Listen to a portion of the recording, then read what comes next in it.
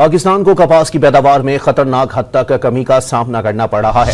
तहकीकाती think tank economic policy ने alert जारी कर दिया।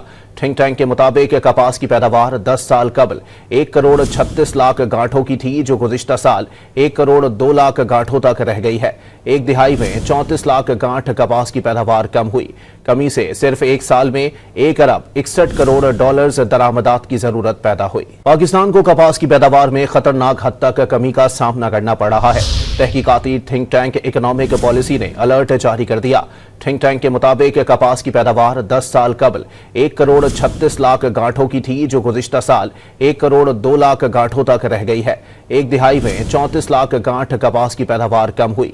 कमी से सिर्फ एक साल में 1 अरब 61 करोड़ डॉलर्स दरामदात की जरूरत पैदा हुई। पाकिस्तान को कपास की पैदावार में खतरनाक हद तक कमी का सामना करना पड़ रहा है। तहकीकाती थिंक टैंक इकोनॉमिक पॉलिसी ने अलर्ट जारी कर दिया। थिंक टैंक के मुताबिक कपास की पैदावार 10 साल कबल 1 करोड़ 36 लाख गांठों की थी, जो गुज़िश्ता साल 1 करोड़ 2 लाख गांठों तक रह गई है। एक दिहाई में 34 लाख गांठ कपास की पैदावार कम हुई।